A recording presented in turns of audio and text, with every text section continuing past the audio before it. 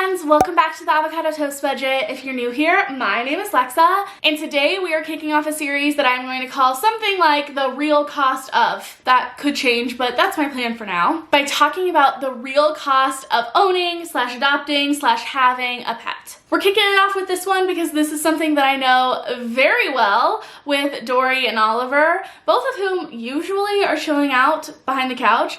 But we are in a new location, they've got a lot of places to explore, so they are off doing their things. But if you've been here for a little while, I am sure you have seen both of them in the background crawling around. They are my fur babies, I absolutely love them, but I know that having a pet can be a lot more expensive than you originally planned. So if you are someone who is trying to budget for having a pet, or you're wondering what some of those expenses are that you might be missing inside of your budget, we are going to go over all of those hidden costs of owning a pet. Now, I'm going to probably say owning throughout this video, but I am team adoption here, so just know that I'm saying owning, but really I'm talking about adopting most pets. If you want to make sure that you are financially prepared for having a pet, this is the video for you, and let's go ahead and get into it.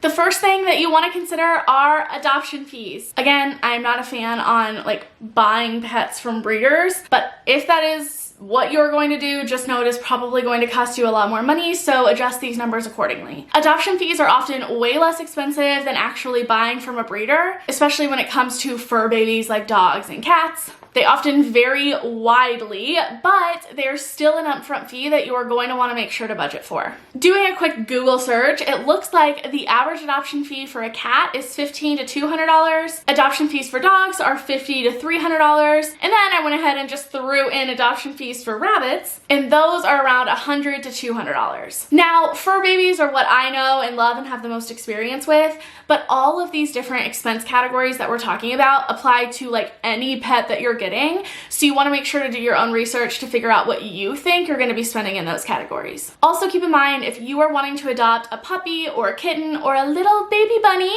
that is usually going to cost you more in adoption fees, and it's going to cost you more in some other fees that we'll talk about here in a second. The second expense that you want to make sure to budget for are those vet bills. Over the course of your pet's life, vet bills are probably going to account for a good chunk of change. You have things like dental care, wellness checkups, vaccinations. A lot of them have annual lab work. If they get sick, you have to take them in. And this can add up fast. In fact, it's estimated that people will spend anywhere between $1,500 and $9,000 on vet bills throughout the course of their animal's life. Some vet bills you can see coming, but some of them you can't, so I highly recommend that you either cushion your original emergency fund a little bit more if you're getting a pet, or you create a pet emergency fund that can help you take care of some of those costs. The third expense you want to consider is food. Again, this is a non-stop expense, and often this can vary so much depending on the brand and the quality of food that you're getting, no matter what kind of pet that you have. Just keep in mind, while cheaper pet food might be cheaper right off the bat,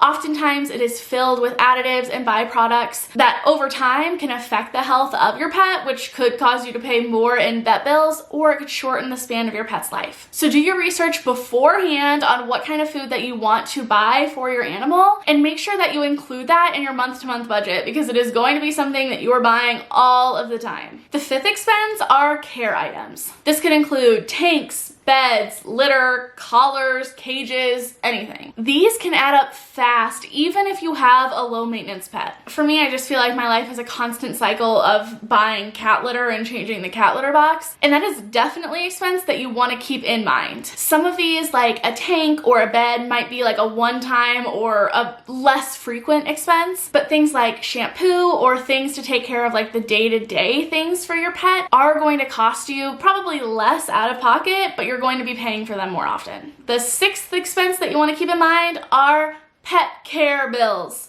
Whew! Even if you have a low maintenance pet, this can be so expensive. Anytime that you go out of town to a place that you cannot take your pet, you are going to have to figure out a way for it to be taken care of. If you have a more low maintenance pet, they might not need to be taken care of as often on those shorter trips. But if you have something that needs to be cared for and you don't have family or friends around that can help you out with that, it can be hella expensive to pay someone to help you take care of your pet while you're gone. This can run you between like $20 to like $150 a day. So while this might not be an expense that you need to factor in on a day-to-day basis, if you are going on a vacation and you have a pet, you're going to want to factor this expense into the price of your vacation. And next up, we have rental pet fees. This really only applies if you rent an apartment or home, but if you do, you know exactly what I am talking about. Somehow apartments justify not only paying you like an upfront fee, but also a cleaning fee and a month-to-month fee. Plus you have to be responsible for like any damages that they have. And it adds up so quickly. So whenever you are changing your budget around to accommodate a pet, make sure that you contact your landlord, see what those fees are going to be, and include that in your budget. Make sure it's realistic for you to be paying that extra money a month, because sometimes they'll charge you anywhere between like $15 to $100 more a month per pet. And you want to make sure that you have that money set aside for whatever upfront fee they have as well. The next one might not apply to all pets, but it definitely applies to a lot of pets that are just like hanging out around the house, and that is damages that the pets cause. If you know, you know, especially if you have brought home a new puppy or a cat. They have a tendency to damage not only like the floors, but sometimes shoes. Oliver has somehow managed to damage our door at our apartment because he didn't like us locking him out whenever we went to the bathroom.